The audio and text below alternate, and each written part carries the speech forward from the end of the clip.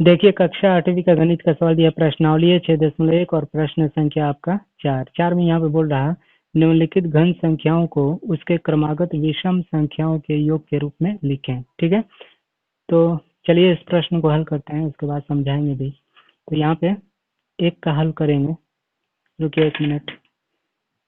तो यहाँ पे एक में आपको दिया है कितना, दो घन दिया है, यानी कि 2 क्यूब। तो 2 क्यूब, तो इसको पावर भी बोलते हैं 3 को। ठीक है, तो 2 का पावर कितना है 3, तो 2 को 3 बार गुना करेंगे, 2 गुने 2 गुने 2। तो इसको गुना करेंगे तो कितना आएगा, 2 दूना के 4, 4 दूना के 8। ठीक है, 8 आया। तो यहाँ पे क्या बोल रहा है, यहाँ पे बोल रहा विषम संख्याओं के योग के रूप में लिखें। ठीक है, तो विषम संख्याओं के योग, योग का मतलब होता है जोड़। ठीक है, तो विषम संख्याओं के जोड़ के रूप में लिखना है इसे। तो विषम संख्या सबसे पहले हम जान लेते हैं किसे कहते हैं।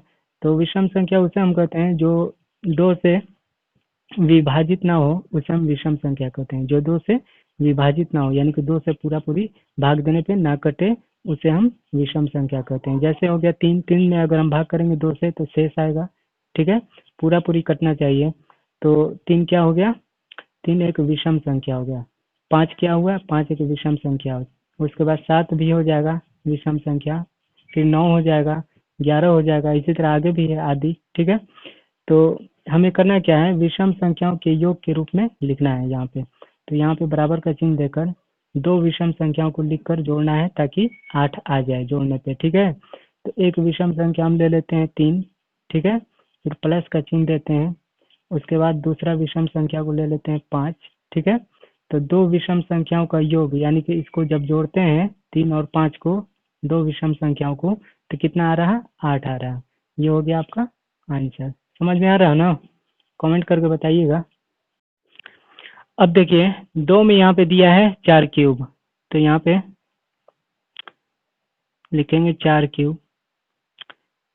तो इसका हो जाएगा 4 गुने 4 गुने 4, 4 चौके 16, 16 चौके 64। ठीक है, तो फिर वही काम करेंगे, 2 विषम संख्याओं को योग करेंगे ताकि 64 आ जाए जोड़ने पे। ठीक है, तो यहाँ पे 13 को ले रहे हैं, एक विषम संख्या है, फिर प्लस का चिन्ह दे देंगे, फिर 15 को लिखेंगे, फिर प्लस का चिन्ह, फिर 17 भी हो जाएगा, 17 एक विषम संख्या है, इसको भी लिखेंगे, फिर प्लस का चिन्ह, फिर 19 को लिख देंगे। इसको जब हम जोड़ेंगे 3 5 8, 8 7 15, 15 5 20, 4 24, 25 26 27, 24 का हो जाएगा, सॉरी 24 का हो जाएगा 4, यहाँ पे 1 1 2 1 3 1 4। ठीक है, 4 और 2 6, 64 जोड़ने पे कितना आ रहा, 64 आ रहा। ये हो गया आपका आंसर।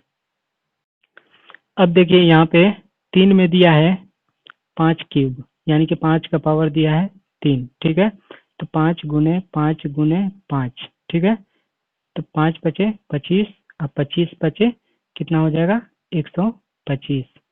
तो यहाँ पे विषम संख्या का योग करना है।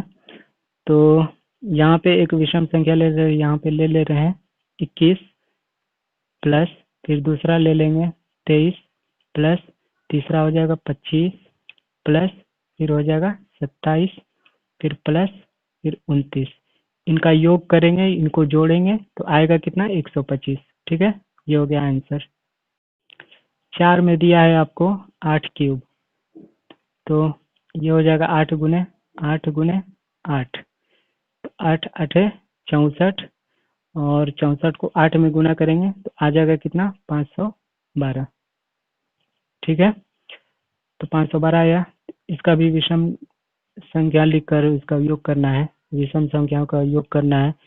तो यहाँ पे एक विषम संख्या ले लेंगे 57, फिर दूसरा हो जाएगा आपको 59, तीसरा हो जाएगा 61, फिर हो जाएगा प्लस 63, फिर प्लस 65, प्लस 67, फिर प्लस 69, प्लस 71। इनका योग करेंगे, जोड़ेंगे तो आएगा कितना, 512। ये सभी विषम संख्या है, याद रखिएगा। ठीक है, विषम संख्या का योग करना है।